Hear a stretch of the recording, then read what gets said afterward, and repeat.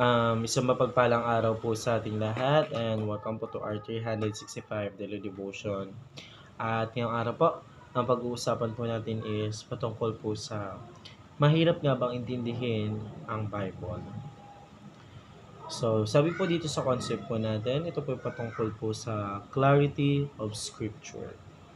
So, sabi po dito, the idea that the Bible is written in such a way that its teaching are able to be understood by all who will read it, seeking God help and being willing to follow it.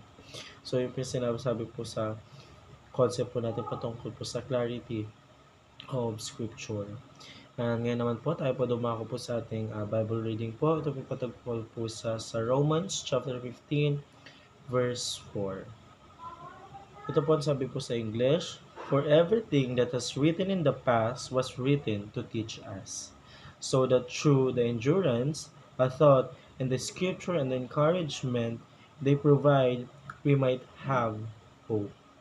So ito naman po sabi sa Tagalog, sapagkat ang anumang mga bagay na isinulat noong una ay isinulat upang tayo ay matuto, upang sa pamamagitan ng pagtitiyaga at sa pagpapasigla ng mga kasulatan ay magkakaroon tayo ng pag-asa.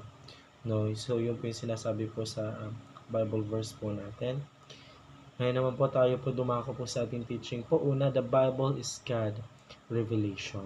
So yung Bible daw po is patungkol po sa revelation po ng ating Panginoon Diyos kung paano nga po ba gumawa po ng himala po yung ating Panginoon Diyos, ay hindi po pala himala, kung paano nga po pala kumilos ang ating Panginoon Diyos po dito po sa mundong ibabaw, kung paano niya po ginawa po yung mga lupa, tubig at mga iba po pong mga bagay po na ginawa po ng ating Panginoon. So yung Bible po it's all about a revelation of God po, hindi po yung patungkol po sa kasamaan po ng ating Panginoon Diyos, kasi ang masama naman po sa atin is yung si Satanas po. Pero lahat po na nakasulat po sa Bible patungkol po sa revelation po ng ating Panginoon, yun po yung mga magagandang nagawa po ng ating Panginoon Diyos nung kasalukuyan hanggang ngayon po sa hinaharap.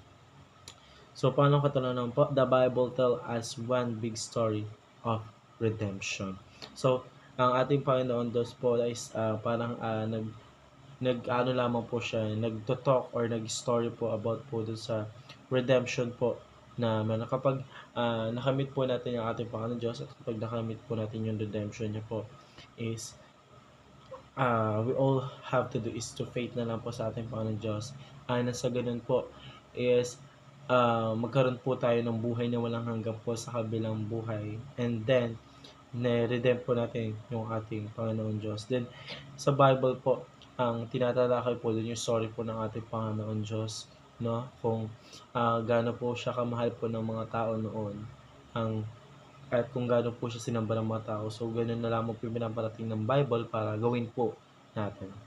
So pangalawang katuruan naman po, the Bible is sufficient for all our spiritual needs. So yung Bible daw po is punong-puno po ng spiritual na pangangailangan po natin sa katawan. Kumbaga, hinahanap po natin yung Bible po sa araw-araw kapag tayo po hindi po nakakarinig po ng salita ng ating Panginoon Diyos. So as a Christian po, ganun na lamang po ka-sufficient yung spiritual po na meron po yung Bible para po pasabikin po tayo palagi po sa Word of God po.